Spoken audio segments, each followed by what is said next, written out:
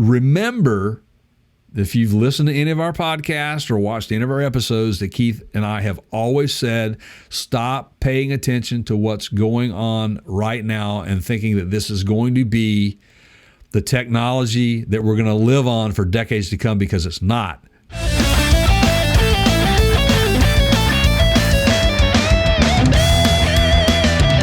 What we are doing right now is bridging the gap to future technologies. We have to get there by starting somewhere, and battery electric vehicles, as we know them, using the lithium-ion batteries in the state that they are, we think they're going to be moving very quickly into a solid-state battery. We know that you guys out there that are not electric vehicle owners, that refuse to buy one, that swear you're never going to buy one, a lot of your fear is range.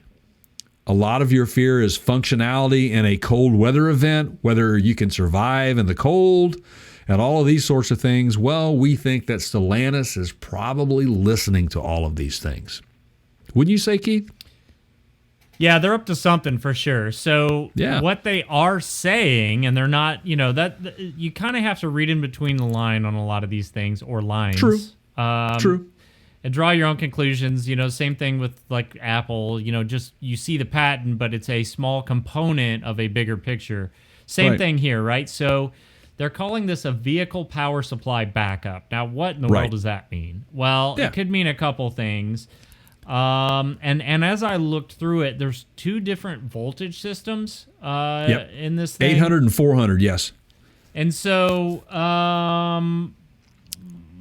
basically, the one theory, the easy one, the low-hanging fruit is, you're going to run all your accessories, if you will, right? Headlights, charging for your phone, brake lights, all on one system. Mm-hmm. And then the other system is actually the drivetrain power.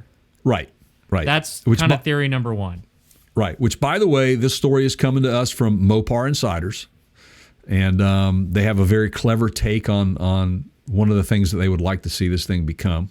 But there's a lot of speculation around what it will be, if it ever comes to fruition.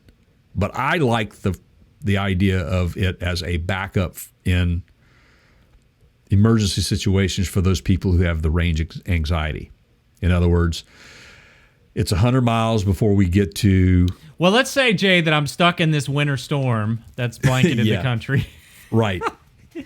And I've been sitting in traffic in my, Tesla Model 3 for an hour and 20 minutes, and I've only got, 80, 75 miles of range left, and I have to run the heat so I don't freeze to death.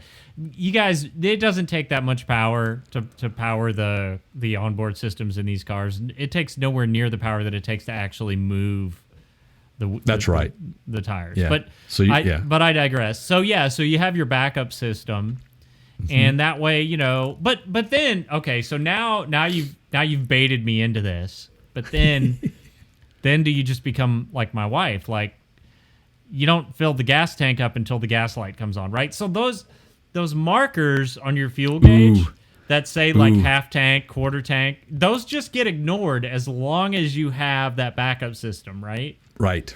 So people then just become dependent upon the reserve system, and they never really pay. I mean, I don't know. I digress. Yeah. But the other potential use of this, which I'm kind of a fan of, is you have a higher basically capacity battery system that can be used for a shorter amount of time for performance power. Right. Think like the Tesla Model S Plaid or something like that, where you just want to go stupid fast for a short period of time, say for drag racing purpose. Maybe they put this on, whatever that SRT team went to work on. Right. Right? Because we know that they disbanded that team. Maybe it's some sort of performance vehicle. Right. The engineers they spread out about through Stellantis. Right. So they're still out there. The team disbanded, but the same intelligent minds of the SRT program are still around. I get that. And I think that if this is a true sign that Stellantis is taking we have to get into the EV movement strong. They're spending money on R&D, and this is your proof. They are. This is the proof of it. filing for protection, and that means Right. they've been working on stuff. There's R&D going Right. on. Yep. Right. And, you know, when this happened, when Stellantis took over FCA Chrysler, you know, people thought, well, here we go again, right? Well, Stellantis is actually pretty smart about this because now they have this huge array of technology in front of them to help them achieve that higher goal, which is to become an EV manufacturer giant out there. And I think that they have that capability because they're inserted everywhere globally. Well, you know, you might be thinking, well, this is going to show up in a Chrysler. I wouldn't start there. Especially if it's a performance thing, you put it in a Maserati. Keep in mind that they own other badges besides just Ram, Jeep, Chrysler, Alfa Romeo, right? They've got lots of badges under their banner. So if this is a performance thing, you know, it's most expensive at the top. You put it in your high-end vehicles, and then that technology trickles down as it becomes less expensive to develop. Yes? Ooh, you got me thinking, man. Wonder if SRT will become the new, like the SRT vehicles will be like some sort of like hypercars in the future. There you go. You know, Stellantis' own hypercar. Yeah. The SRT program. Ooh, this would be a way to go, you know, with electric motors and that boost, like you were saying, that extra jolt that you need. You know, similar to what their 4xe program is set up on.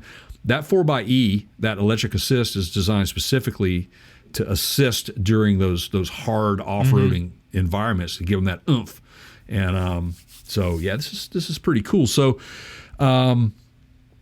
there is not a whole heck of a lot of information out there on this yet. We just know that they've applied for the copyright or patent that might be coming down the road.